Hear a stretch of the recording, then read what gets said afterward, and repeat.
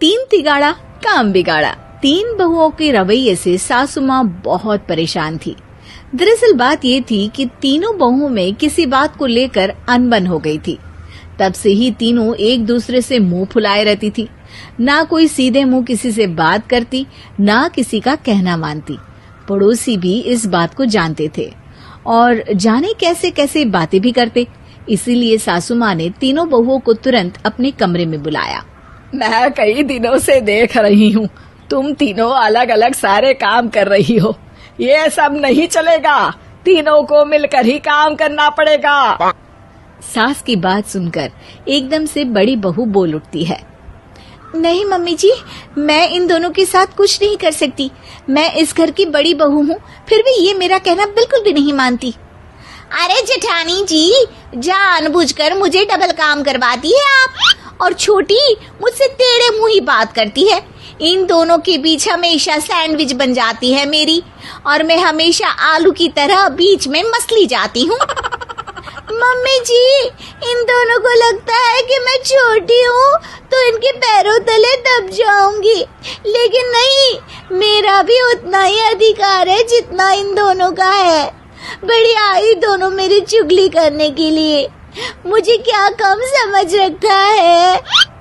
तीनों बहू एक दूसरे से बहस करने लगती है और सास दोबारा ये देखकर टेंशन में आ जाती है और सबसे कहती है, चुप हो जाओ, अब से तुम तीनों सारे काम एक साथ करोगी, आंख बंद करके एक दूसरे की बात सुनोगी। तुम तीनों इस बात को गांठ बांध लो, वरना अगली छुट्टियों में तुम्हारा अपना मायके जाना कैंसिल। सास की बातें सुनकर डर के मारे तीनों हामी भर देती हैं। जी मम्मी जी, मैं समझ गई। हाँ मम्मी जी, जैसा आप कहें। आप जो कहेंगी मैं वही करूंगी। तीनों बहू सास की बात को गांठ बांध लेती है और वादा करती है कि अब से सारे काम वो तीनों एक साथ मिलकर ही करेंगी। ये सब देखकर सास खुश हो जाती है और वहाँ से चली जाती है। नीचे जाकर वो देखती है कि घर में शर्मा जी आए हुए होते हैं। सास जोर से आवाज लगाकर कहती है, अरे बहू, जरा चाय बनाकर तो लाना, शर्मा जी आए हैं। सास की बात सुनकर तीनों बहू तुरंत किचन की ओर भागती है और चाय बनाना शुरू कर देती है।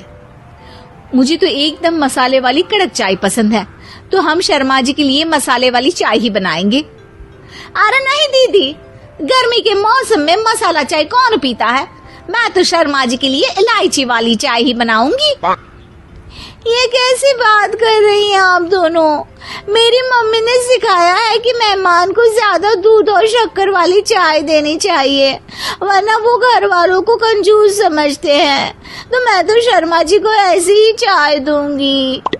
तीनों बहुएं अपने अपने तरीके से चाय में शक्कर, मसाला, पत्ती सब डाल देती है। उबलने के बाद तीनों मिलकर चाय बाहर लेकर जाती है और शर्मा जी और सासू माँ को देती हैं। चाय पीने के बाद शर्मा जी सासू माँ को देखकर शर्मा जाते हैं और शर्मिंदा महसूस करते हैं कि आखिर उन्होंने चाय पीने के लिए हामी क्यों भरी। सासू माँ भी चाय पीना शुरू करती है और कहती हैं, अरे बहू, ये कैसी चाय बनाई है? चाय है या मीठे दूध की बासुंदी? हाँ, चाय अच्छी नहीं लगी क्या? कोई बात नहीं, हम पराठा बनाकर लाते हैं। चलो चलो अंदर। हाँ चलो। हाँ, आती हूँ मैं भी। नहीं नहीं, मेरा पेट चाय ने ही चौपट कर दिया, वही काफी है। पराठे से पोपट नहीं करवाना, मैं तो चलता हूँ। शर्मा जी चुपचाप पतली गली से निकल जाते हैं। अगले दिन सास बहुओं से कहती है, अरे बहू, जाओ जाके ऊपर के गेस्ट हाउस की सफाई कर दो। कल हमारे यहाँ मेरे दूर के रिश्तेदार आने वाले हैं, तो पूरे कमरे को चमका देना, समझी?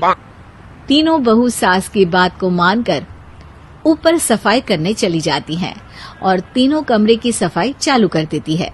बड़ी बहू मकड़ी के जाले साफ करती है, तो बीच वाली झाड़ू लगाना और छोटी वाली सर्फ डालकर जमीन धोना शुरू कर देती है। अरे दीदी, जेठानी जी, अभी मैंने पूरी फर्श धोई और आप फिर से धूल नीचे गिरा रही हैं। और मछली जेठानी जी, आप बिना झाड़ू की धूल यहाँ छटक रही हैं। अरे तीनों को साफ करना है, एक साथ सफाई करते हैं ना। अरे वही तो, हम साथ साथ हैं, घर साफ साफ है। तीनों बहू ऐसे ही काम में उलझ जाती है और 2 घंटे तक एक ही कमरे की सफाई करती रहती है। बहुत देर से अपनी बहुओं को ना देखने के कारण सास ऊपर कमरे में उन्हें देखने जाती है, लेकिन कमरे में घुसते ही वो गीली फर्श पर फिसलने के कारण नीचे गिर जाती है। ओरी मोरी मैया, हड्डी मरोड़ के रख दी। आए मेरी तो कमर ही टूट गई रे। तीनों बहुएं सास को उठाती हैं और बिस्तर पर सुला देती है। अरे मेरे हाथ पैर दर्द कर रहे हैं, दबा दो, आराम मिलेगा। हाँ जी माँ जी। अरे जी माँ जी माँ जी। और तीनों बहुएं एक साथ सास के हाथ को दबाना शुरू कर देती है।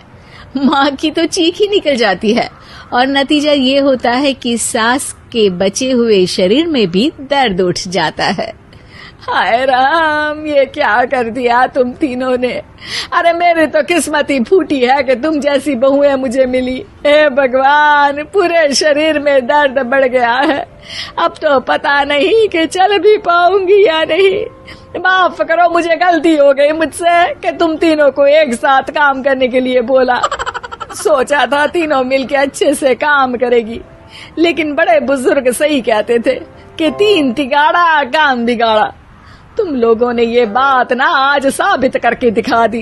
तुम तीनों को तो समझाना यानी मानो भैंस के आगे बीन बजाना है। तुम्हें अकेले अकेले काम करना है ना, तो अब से तुम अकेले ही अपना अपना काम करो।